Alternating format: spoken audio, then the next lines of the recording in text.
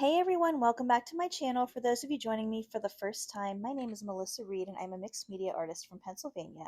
So I have some supplies out in front of me today. I've got some paints and I've got a cradled board. I ordered that off of Amazon and I'm going to have links to everything in the description for you. For my acrylic paints today, I've got Liquitex Titanium White, also Liquitex Basics Light Pink, and then I have some Artist's Loft Brilliant Copper and Iridescent Bright Gold, and also Golden Brand Azo Gold. I used this color combination in another piece and I really love the way these work together. I'm going to be going in straight away with an unprimed board there and using some collage papers that I'm going to show you how I make here in just a moment. We're going to be using an 8" by 10" Gelli Arts jelly plate, and I'm going to be making these papers that we're going to then be applying directly to this board. So the first thing that I'm doing is getting some of that iridescent gold and spreading it onto my gel plate. I'm setting down another sheet of tissue paper as a roll-off sheet because then I can get two sheets at the same time and they're going to be different saturations of color. That first one, once I let it dry there and pull it back, is going to be a little more saturated with color, but then the roll-off sheet is going to be a little bit lighter. And that's a good way to get twice as much in half the time. This is also a really great way to make backgrounds, so I'll explain that a little bit more as we go along. On my well-loved plate there, I have some titanium white and just a touch of the azo gold, because when you mix those together, they make the most beautiful kind of like cream color. It's just a nice warm white. And I want to have a little bit of variation in my colors, some regular titanium white, a little bit of this cream color, and I'm doing the exact same thing here that I did with the copper, I think is what I used in the first sheet, and using a roll-off sheet of tissue paper so that I can make two of these at the same time. Now, I did this in my video last week, so if you saw that, this will look familiar to you. And I did have some folks ask if I'm using wet strength or regular tissue paper, and I am using regular tissue paper. Now, that is typically what I use. You can see me adding a little bit of matte gel medium into that pink there real quick just to interject, and that is just to make that color a little bit transparent. So back to the tissue paper. I've used wet strength. For me, and it depends on what your use case is. For me, I don't really think it's necessary.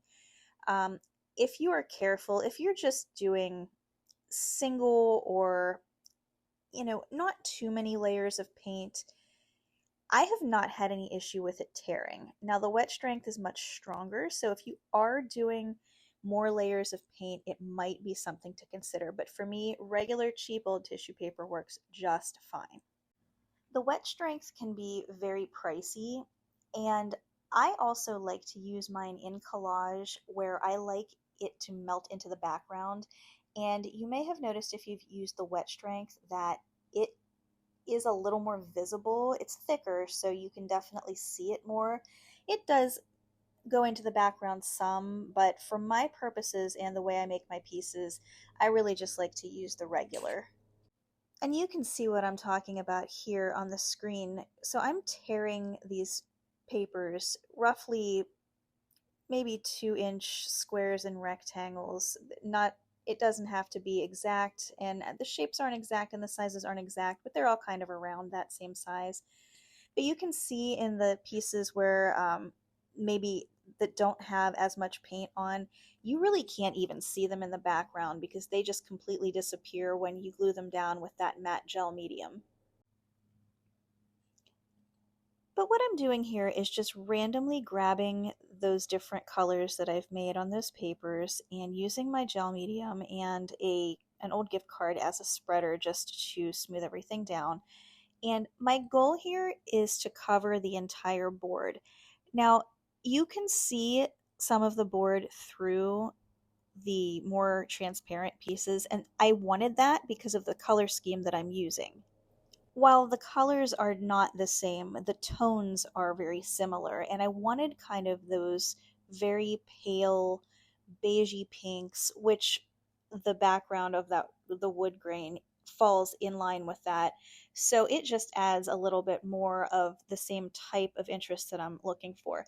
Now, the reason that I'm going with such a pale background here, the background is not going to be the focal point. So what I am going to do is use some ink, some black ink, and I wanted that very stark contrast on there between this very pale beigey background with the stark black ink that I'm going to be using. So while I'm getting this entire board covered up, I'm also going in and overlapping, and I'm putting some different squares of alternating colors in the squares that are already down there, just again to create another layer and a little more visual texture and interest to just add something extra to the background.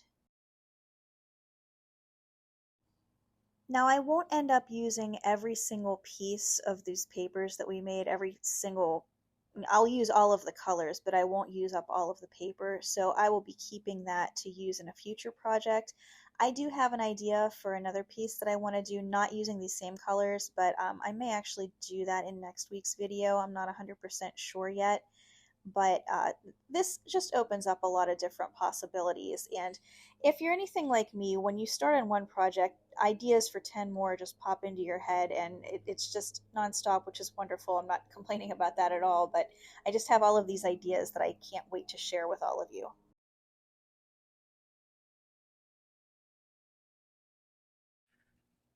So once I get this entire board completely covered up and I get all the little bits and pieces on there that I want, I'm going to lay a little bit more of the medium down just to make sure everything is really good and stuck down. You may have noticed that when I do any collage, I will put a coat of the matte medium down, lay the paper down that I'm gluing on, and then put another coat on top. This is just to make sure that there aren't any loose edges or anything that could end up damaging the piece in the future. But once this is all done, I will let it dry and trim it up and then begin the ink work.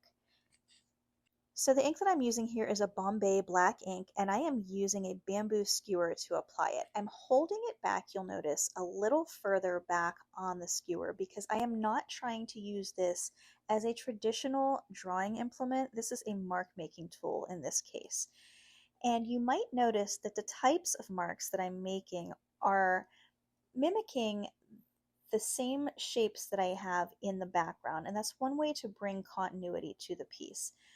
I love this free-flowing form of art, and I do this in some of my pieces. I don't know if I've done any of this type on the channel before, but they're so much fun to do because you can shut part of your brain off when you're doing this and just really let your hand move on its own.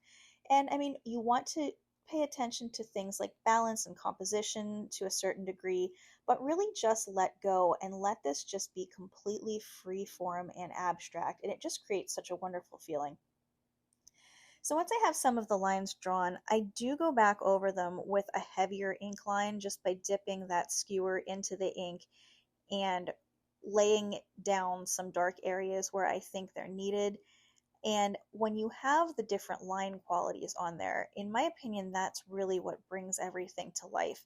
It just wakes up the whole piece and adds so much more dynamic to it. And while I am roughly following those same square and rectangle shapes, I am varying the size greatly, so that's bringing some interest. But while they are all still similar in shapes, that's what's causing the flow and the continuity. And I'm working on a little bit of composition here. I had those small pieces on the left-hand corner going up to a larger piece, and I wanted to kind of do the opposite on that right-hand side. So I'm just following that design down into that bottom right-hand corner. You'll notice I keep going back and forth between making the design, and then I'll take a break from that, and then I go in and do some of that thicker line work, just working my way across the surface there until I'm happy with the way everything looks. I think there were one or two points where I took a break from the ink work and came back later with a fresh set of eyes to see where I wanted to continue with it. But for the most part, I just kind of let my hand do what it wanted to do, and I was happy with the way it ended up turning out. So while I'm doing this part, I'm always trying to think about the next step because as an intuitive artist, I don't really have a plan when I go into it. So it's hard to say when a piece is definitely finished. So I'm always kind of thinking about that as I move through the piece. And I knew that I wanted to do some type of edging, or at least I thought I did. I always go around the edges of my boards with black paint, so I knew I was going to at least do that much. I was trying to decide whether or not I wanted a thicker black border around it, but in the end, I actually decided on doing a very thin black border around the whole piece, and I really think that worked very nicely. It just gives a nice definition to the piece without being so obvious and, I guess, harsh and bold. So I'll show you how I did that here coming up in just a moment.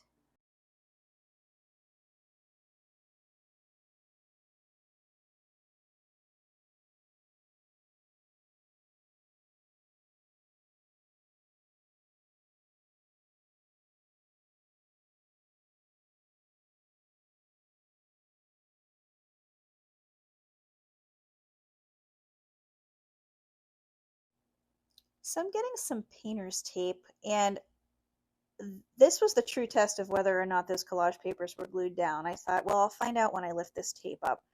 But you can see I did a very, very thin line there right at the edge. You'll be able to see a little more on this right hand side that I'm doing.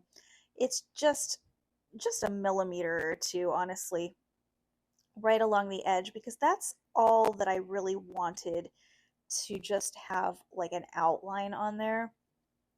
I'm using some of that Saks Heavy Flow acrylic. It's a very matte black, and I love to use that for all of my edging.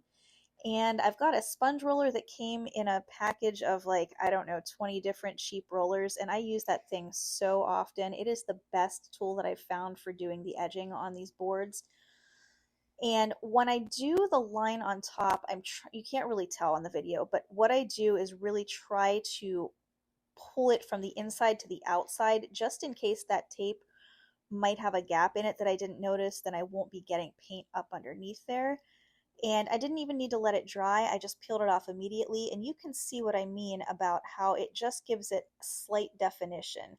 Now, you didn't see this part, but I obviously let those first two sides dry before I'm doing the second two sides, and I'm just repeating what I did there using the same thickness of space there that I'm going to be painting in, and taking my roller and going all along the sides there, filling everything in. I do have a link to this matte black paint. I buy it by the half gallon. It's in my Amazon. It's an Amazon link in the description of my video. I think it's one of the very first things that's listed. So if you're interested in that, you can take a look in there. And I'm going to show you how it turned out. Now I did spray this with some Krylon triple thick crystal clear acrylic glaze to give it a nice shine, and I'm super happy with the way this turned out. The color scheme is exactly what I had in mind, and I just love the composition and the contrast of that stark bold black against the muted background. So you'll have to let me know what you think in the description. If you liked it, please give me a thumbs up, and don't forget to subscribe if you're not.